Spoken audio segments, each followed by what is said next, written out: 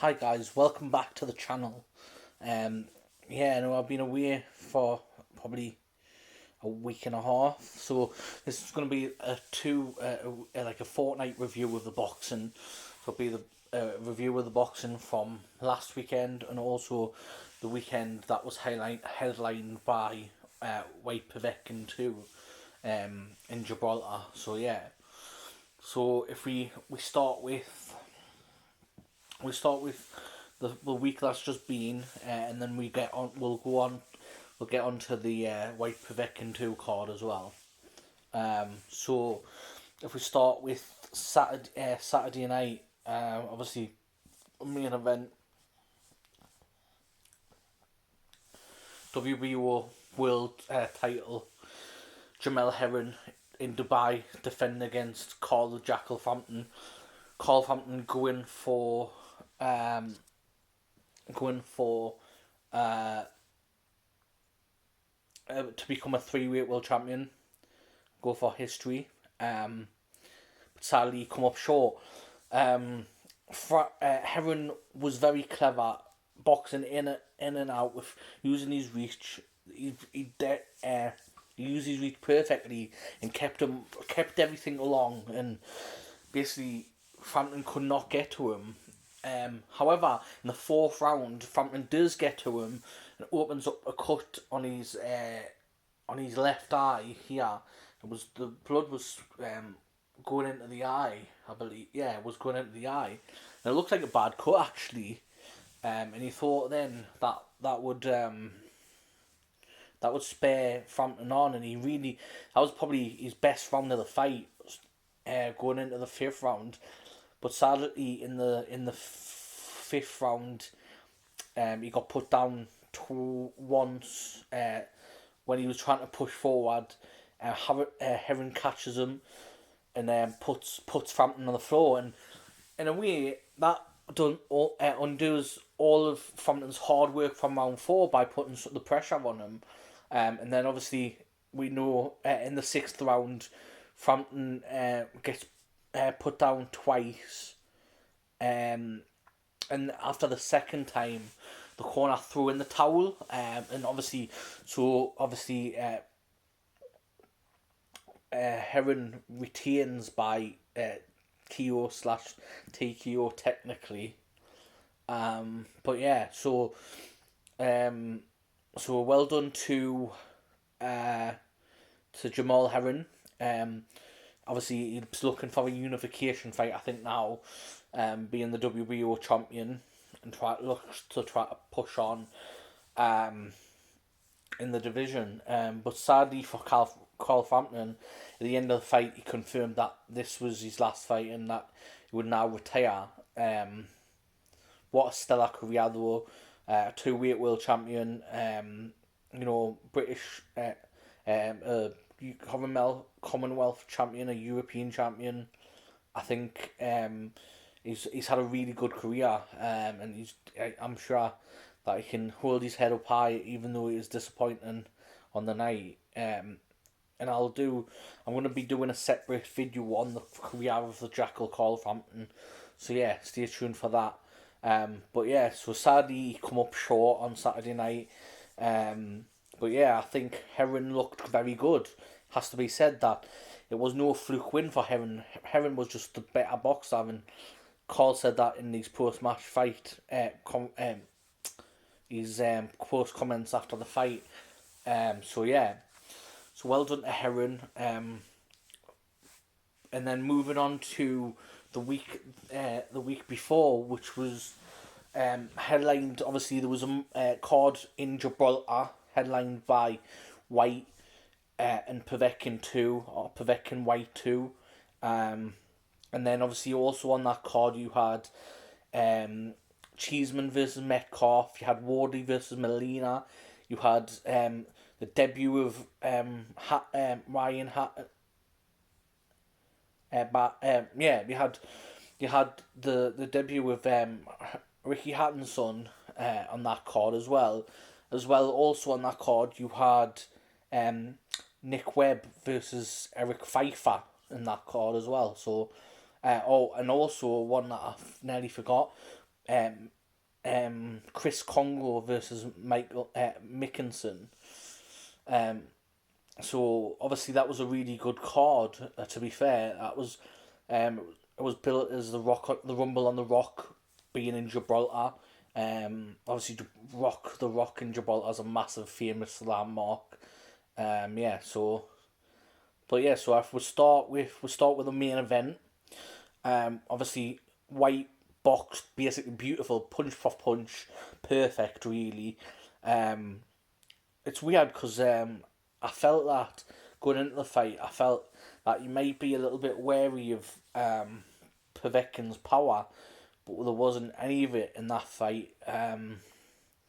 He just boxed forward, and it looked like every time White caught him with a jab, even when he was catching him with jabs, Povetkin's legs were stiffening, and Povetkin's legs did not look right from the first bell. Now we know he had battled COVID. Well, that was something to do with it. We don't know. But obviously, every time White landed, Povetkin's legs just weren't there. And the stoppage comes in the fourth round. And it was beautiful punch, beautiful knockdown. The stoppage was perfect by the referee. Povetkin's legs had gone. He asked him to walk to him. He couldn't walk to him. He was stumbling.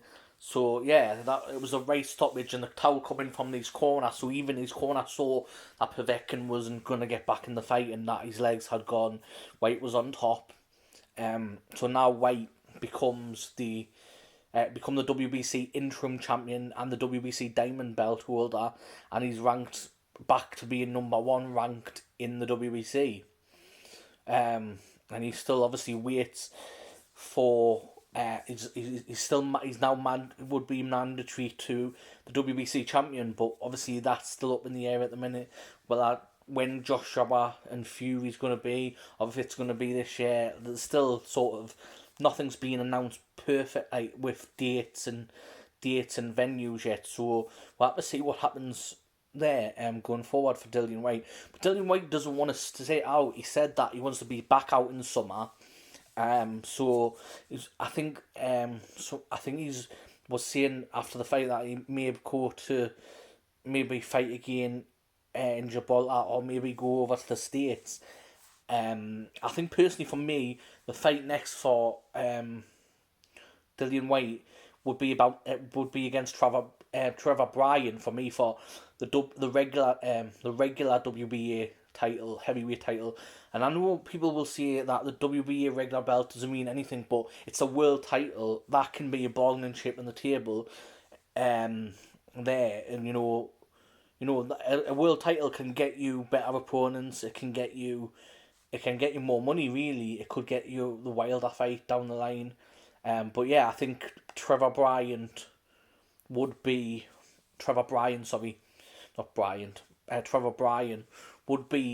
the next step for me personally. If I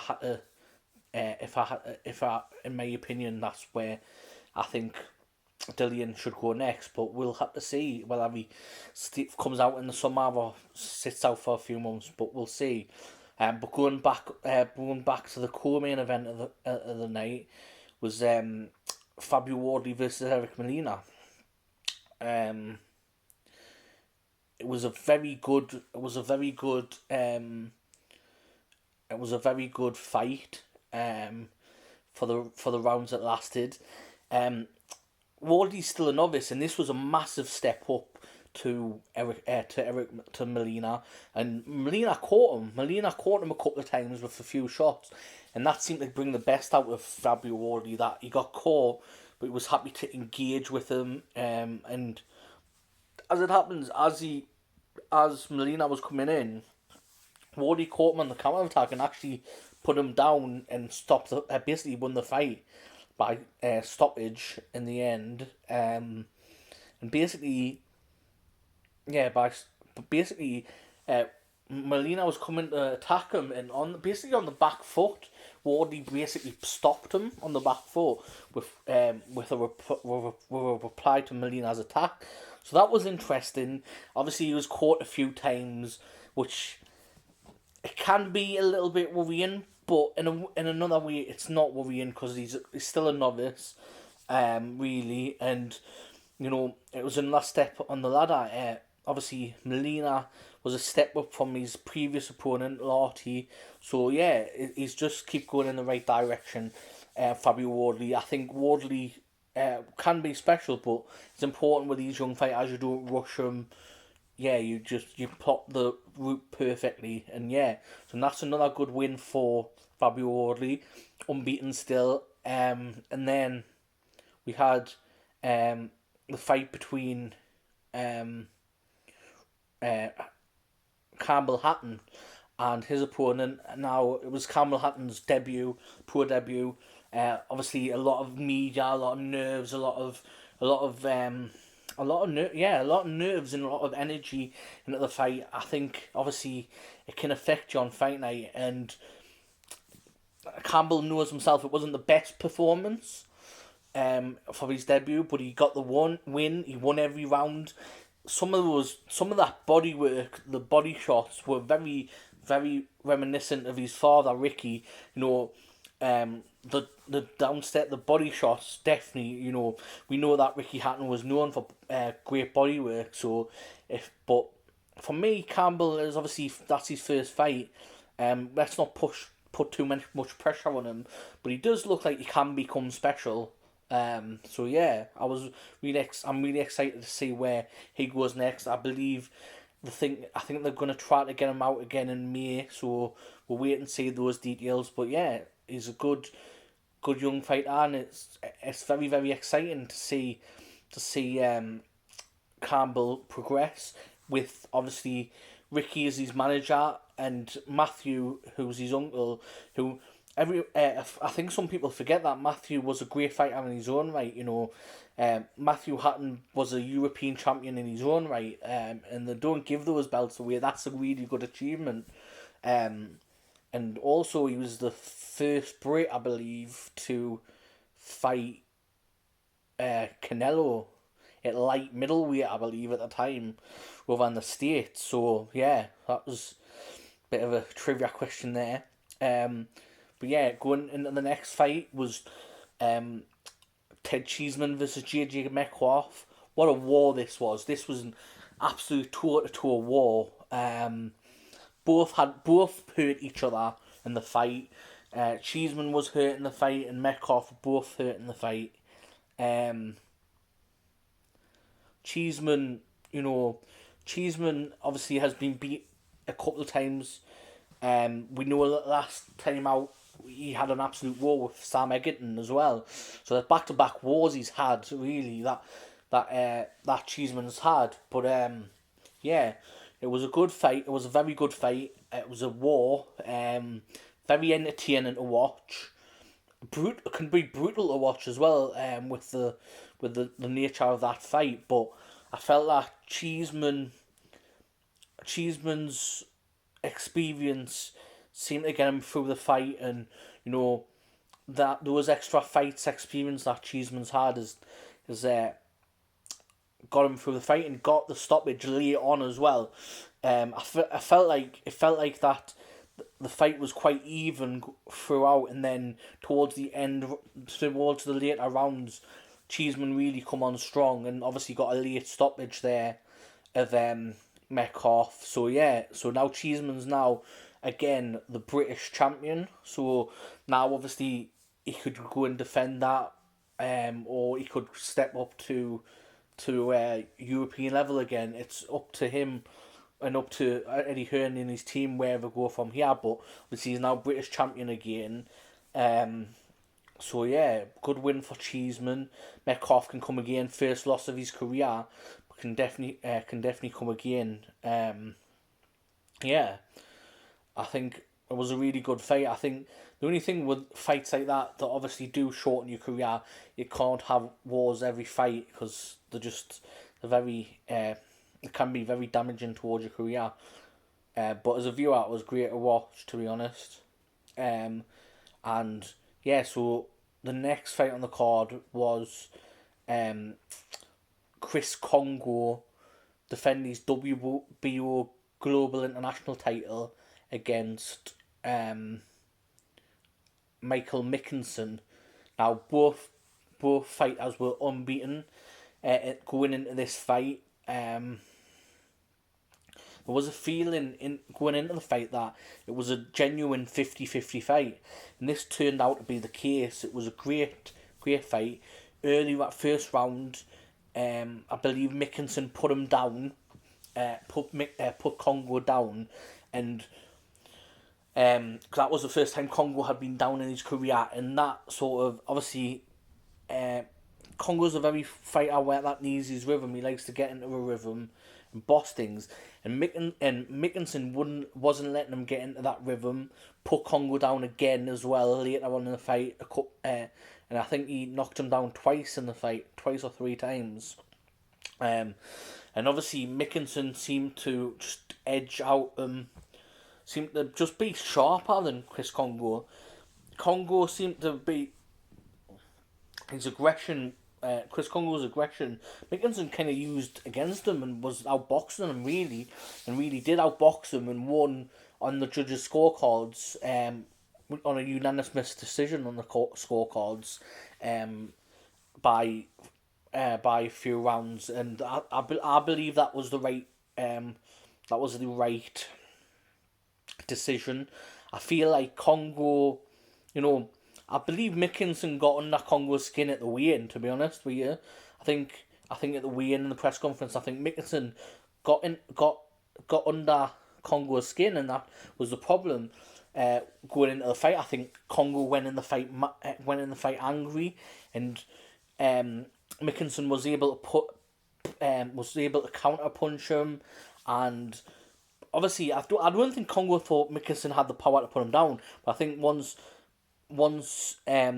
Mickinson had put him down a couple of times, that just spoiled Kongo's rhythm, and I think he was just towards the end of the fight. I think he was just too many rounds behind to make it up, to be honest with you. And I think you have to give full credit to Mickinson, unbeaten guy, coming as a way fighter really to fight Kongo, who's obviously signed to Matchroom. But yeah, he performed well and well deserved the win, and he still undefeated and becomes the new WBO Global International Champion. So yeah, it'd be interesting to see whether they do a rematch next to that, because obviously Kongo did definitely lose the fight, but Kongo could want a rematch, or he could move away from that and fight someone else. But it'd be interesting to see where Mickinson goes from here and where Kongo goes from here. But it was another good fight on a very good on a decent card in Gibraltar. And yeah, like the first fight of the night, which was a bit of a shock, a big shock really going into it. Eric Pfeiffer comes into it 7-0, quite a good knockout record as well. I think it was 5 knockouts out of 7. And Nick Webb was massive underdog before the fight, and Nick Webb stops him in 2 rounds. Like, he just, Nick Webb's on him straight away from the first bell. Didn't let Pfeiffer sit. Put him down a couple of times. Really bullied Pfeiffer in that ring, and Webb showed his experience. And really, it was a very good and big win for Nick Webb. But for Pfeiffer, I think he'll come again. I think as well it shows that 7 wins at that level, when you're against an experienced guy, can undo you. I think the big build up as well with Pfeiffer was he was supposed to fight Daniel Dubois at one point, but then obviously there was a thingy and Daniel Dubois didn't end up fighting him, ended up fighting Schneiders, I believe, instead. And obviously, so I think everyone thought I think a lot of people thought Pfeiffer he had to basically beat Nick Webb and then obviously move on, but that's not the case. Webb got a big win. He looked very good. Obviously off that performance and off that stoppage win, he will get another fight now with Matchroom, possibly against Alan Babbage, but we have to see and find out what happens from there. But yeah, I think that was it was a really good card, good night of boxing. Also on the Friday night and the Saturday night, Frank Warren had cards as well, and the highlights, obviously the highlights from those cards are uh, Nathan Gorman got back to winning ways by beating Sauer, um, and also Zach Parker uh, remained undefeated still by beating um, by beating uh, by beating his opponent. So he's still ranked number one in the WBO. So he's mandatory actually for Billy Joe Saunders' title. But as we know, Billy Joe Saunders fights Canelo on the in May. So yeah, and then on the other on the card, the next time, the Saturday I think, we had David Adelaide got good wins. Dennis McCann got a good win. And then obviously top of the bill was Willie Hutchinson versus Lennox Clark for the British and Commonwealth titles, and that was another shock result when Lennox Clark basically boxed well and stopped previously unbeaten Willie Hutchinson to become the new British and Commonwealth champion. So that was a big shock. BT was putting a lot of favour and a lot of energy into Willie Hutchinson. So it was a shock defeat. Well done to Clark. He's now the British and Commonwealth champion, and he will push forward onto the next fight. But it'll be interesting to see where Willie Hutchinson goes from here, and who his next opponent's going to be. But yeah, so that was the card. Those were the cards from the last 2 weeks. It's been quite a chunky video. This I'm going to finish by the card on Saturday night, with Matchroom, headlined by Conor Benn versus Samuel Vargas. Yeah, so that will be main event. But also on that card you have Cash Farouk versus Espinoza. Shannon Courtney challenges for the vacant WBA world title against Ebony Bridges. Ebony Bridges coming both undefeated. So not both undefeated. Ebony Bridges is undefeated. Shannon Courtney's only got that one loss to our record against Rachel Ball, who she was supposed to originally fight in this fight, but sadly Rachel Ball has had COVID and wasn't able to take the fight. So we wish Rachel Ball speedy recovery from COVID. But yeah, it should be a really good fight because there's genuine animosity and spite there between the two of those two fighters. And then also we got on that card, we've got Savannah Marshall defending a world title. She was supposed to fight Hermanez, but obviously due to COVID, Hermanez has had to pull out, so she's got a new opponent. And this new opponent, it's funny because in the press conference, Savannah Marshall says this new opponent of Mickeland will be a harder test. Obviously, she's challenged for a world title 4 times. She's got a lot more experience in a pro ring than Savannah Marshall, but Savannah Marshall has to look good to get the job done, and has to get the job done, because she's looking hopefully to get the Clarissa Shields fight after this fight, but she has to win, and she has first and foremost she has to win the fight, and if she can look good doing it, that will entice the fight even more for her against Clarissa Shields. Yeah, and when it comes to the main event in the evening, Conor Benn, I believe Conor Benn will beat Samuel Vargas. I think it's going to be tough. I think Samuel Vargas is a very difficult fighter. A couple of fights ago, he was fighting Virgil Ortiz. A few years ago, he fought Amir Khan. He gave Amir Khan problems. Amir Khan won on points. But very few people have stopped Samuel Vargas. So it will be a very good fight for Conor Benn. A big step up again from Formella. Last fight he fought Formella. This is a step up again for Conor Benn. Defending his WBA title, I believe, WBA and a continental title. Yeah, so I think this is a massive step up, but I think Conor Benn will win the fight. I think if Conor Benn can stop Samuel Vargas, that will make a massive statement. Will push him to the next level, to maybe European level or fringe world level. Because I think he is rated highly in the world boxing organisations as well. But it should be a really good fight card on Saturday night. Yeah, should be a really good fight card on Saturday night. I can't wait for it. Um, I'm not going to do predictions for the fights this week. I think some of them are tough to call. But obviously, I'm looking forward to see the card and obviously review it. Review it on next week. So stay tuned for the review of that fight card on next week. But thank you for joining in. Thank you for joining us for this video. Thank you for watching. Don't forget to share and subscribe. And thank you. Sorry, this is quite a long video, but obviously there's been quite a lot of information to get into it. But thank you for watching again, and I'll see you all in the next video. Thank you. Bye.